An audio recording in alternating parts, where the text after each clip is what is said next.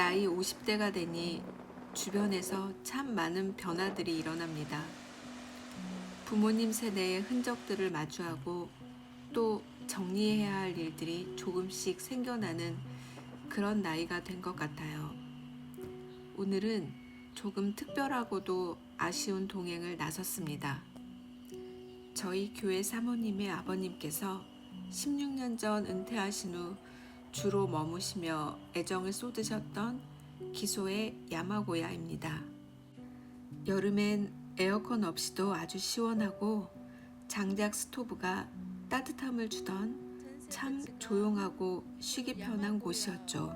寂しい時、私の YouTube 見てください。 저도 몇 번 찾아와 기분 좋은 추억을 쌓았던 그런 공간입니다. 아버님께서 갑자기 쓰러지셔서 몇 년간의 입원 끝에 작년에 천국으로 가셨어요. 이제 어머니 혼자서는 이곳을 관리하기가 어려워져 결국 정리하기로 결정하셨습니다.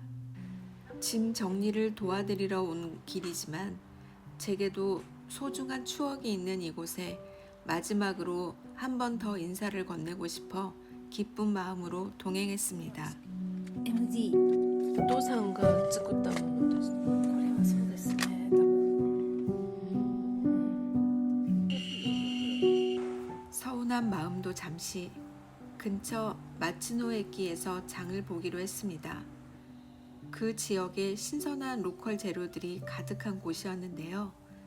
이곳 기소에서 수확한 죽순과 간 마를 듬뿍 올린 토로소바를 만들어 먹었어요. 기소의 맛이 그대로 담겨 정말 꿀맛이었습니다.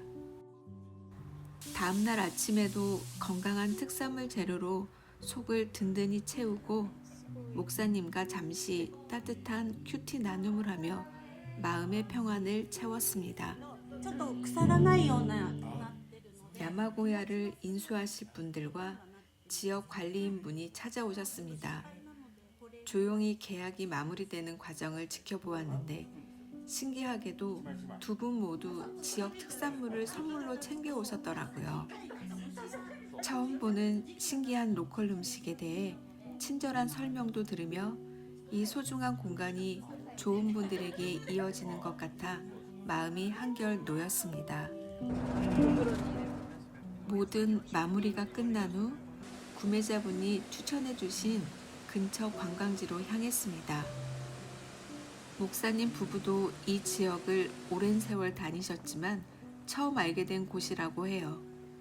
물길을 따라 산으로 올라갈수록 차 안의 온도가 뚝뚝 떨어지더니 무려 16도까지 내려갔습니다. 얼른 두툼한 점퍼를 꺼내 입어야 했죠. 저희가 도착한 곳은 아카사와 자연 휴양림이었습니다. 기대 이상으로 아주 특별한 철도가 달리고 있었는데요. 바로 아카사와 산림철도입니다. 약 100년 전 이 깊은 산골에 귀한 히노키 나무들을 나르던 옛 철길을 그대로 복원한 거라고 해요. 지금은 멋진 관광 상품이 되어 이 귀여운 토로코 기차를 타고 20분 동안 피톤치드 가득한 숲을 여행할 수 있습니다.